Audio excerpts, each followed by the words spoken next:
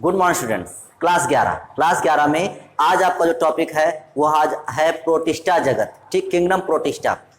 पिछले वीडियो में मैंने आपको बैक्टीरिया पूरा पढ़ा दिया है। ठीक, बैक्टीरिया के जितने भी प्रकार होते हैं सब पूरे बता दिए हैं। अब दूसरे ही चैप्टर में शुरू होता है आपका किंगडम प्रोटिस्टा। आज हम जानेंगे प्रोटिस्टा जगत क्या होता है। तो वीडियो शुरू करने से पहले अगर आप हमारे चैनल पर नए हैं तो चैनल को सब्सक्राइब करें, बेल आइकन को दबाएं ताकि आपको वीडियो की नोटिफिकेशन मिल सके। वीडियो को लाइक करना, शेयर करना और कमेंट करना ना भूलें। चलिए शुरू करते हैं प्रोटिस्टा जगत। देखिए क्या होता है इसमें, हमने आपको बताया है प्रोटिस्टा जगत के जो भी जीवधारी होते हैं उनके क्या लक्षण हैं। ठीक, चलिए शुरू करते हैं। पहला, ये एक कोशिकी एकल या कॉलोनियल यूकैरियोटिक कोशिका से मिलकर बने होते हैं। ठीक, मतलब जो ये जीवधारी होते हैं ये कैसे होते हैं? सबसे पहली बात, एक कोशिकी। जितने भी प्रोटिस्टा जगत में जीवधारी आएंगे वो कैसे होंगे? एक कोशिकी होंगे। मतलब जो इनका शरीर होगा, शरीर में केवल एक ही कोशिका होगी। एकल मतलब ये जीवधारी या तो सिंगल पाए जाएंगे, मतलब बिल्कुल अकेले पाए जाएंगे सिंगल, या फिर कॉलोनियल, या फिर ये जीवधारी समूह में पाए जाएंगे। और जब ये समूह में पाए जाएंगे तो इसको बोलेंगे कॉलोनी। ठीक, तो ये कॉलोनियल हो सकते हैं। तो जो ये जीवधारी होते हैं इस जगत के, तो इस जगत में क्या होता है कि ये एक कोशिकी होते हैं। एकल मतलब ये तो या सिंगल पाए जाएंगे या फिर इनका समूह पाए जाएगी, जिसको बोलेंगे कॉलोनियल। ठीक, तो ये कॉलोनियल होते हैं। और यूकैरियोटिक कोशिका से बने जीवधारी होते हैं। मतलब ये कैसे बने होते हैं? यूकैरियोटिक। मैंने आपको बताया था कि यूकैरियोटिक क्या होता है। यूकैरियोटिक में ऐसी कोशिकाएं होती हैं जिनमें केंद्रक पूर्ण रूप से विकसित होता है।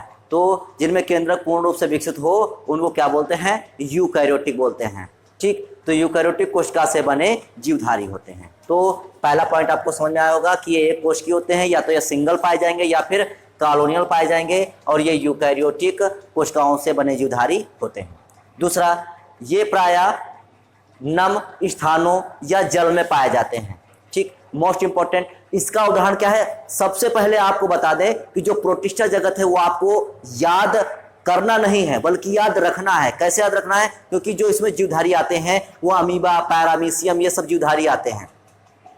ठीक, तो ये मुख्यतः जो होते हैं नम स्थानों या जल में पाए जाते हैं। जैसा कि हमको पता है कि अमीबा कहाँ पाया जाता है, पैरामीशियम कहाँ पाया जाता है, तो ये नम स्थान या जल में पाए जाते हैं मुख्यतः। ठीक, तीसरा पॉइंट, इनकी कोशिका का केंद्रक पूर्ण विकसित होता है, जहां पर हम आपको बता ही चुके हैं कि यूकैरियोटिक होता है। यूकैरियोटिक का मतलब ही होता है कि जो इनकी कोशिकाएं होंगी उसमें केंद्रक पूर्ण रूप से विकसित होगा। चौथा पॉइंट, जब यूकैरियोटिक होगा तो यूकैरियोटिक में क्या होगा? इसमें कोशिकांग भी पाए जाएंगे, जैसे mitochondria, Golgi body, osseous, ribosome, endoplasmic reticulum, ये सब चीजें पाई जाएंगी। तो यही है इनकी कोशिकाओं में माइटोकॉन्ड्रिया, गोल्गी बॉडी, ईआर मतलब एंडोप्लाज्मिक रेटिकुलम, अर्थात हिंदी में कहें तो अंतःप्रद्रव्य जालिका आदि कोशिकांग पाए जाते हैं। पांचवा पॉइंट, इनकी कोशिकाओं में गति हेतु रोमाभ अर्थात सीलिया, रोमाभ को क्या कहते हैं इंग्लिश में? सीलिया।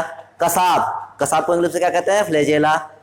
या कूटपाद मतलब इंग्लिश में क्या कहेंगे? स्यूडोपोडिया पाए जाते हैं। मतलब जो ये जीवधारी हैं इनका गमन कैसे होगा, ये गति कैसे करेंगे? तो या तो ये सीलिया के द्वारा गति करेंगे। सीलिया क्या होता है? जैसे कोई जीवधारी है तो उस पर बहुत ढेर सारे रोम जैसी संरचनाएं पाई जाएं। ठीक, तो इसको क्या बोलेंगे? इनको बोलते हैं सीलिया। ठीक, कसाब क्या होता है? जैसे कोई शैवाल या कुछ भी है तो उसमें जो ये धागे जैसी संरचनाएं पाई जाती है इनको बोलते हैं कसाब, फ्लैजेला बोलते हैं। कूटपाद क्या होता है? जैसे अमीबा होता है वो अपने असत्य पैर बनाता है जिनको हम बोलते हैं स्यूडोपोडिया। तो जो इस जगत के जीवधारी होते हैं वो इसी के द्वारा ये गमन करते हैं।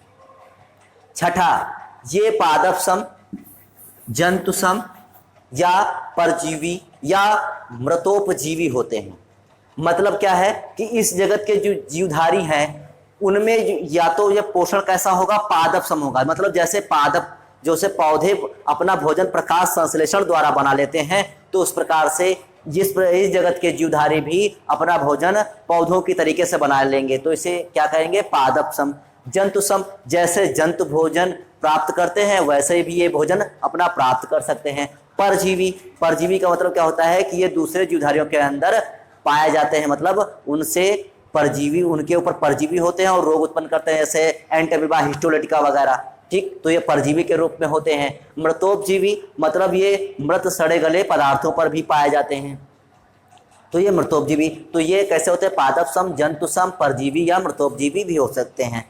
ठीक, पादप सम कैसा होता है? जो युगलिना होता है, युगलिना को पौधों और जंतुओं के बीच की संयोजक कड़ी कहा जाता है। क्यों कहा जाता है? क्योंकि ये अपना भोजन जंतुओं की तरीके से भी प्राप्त कर सकता है और पौधों की तरीके से भी प्राप्त कर सकता है, तो इसलिए जो युगलिना होता है वो पादप सम में आ जाएगा, अर्थात पौधों और जंतुओं के बीच की संयोजक कड़ी हो जाएगा।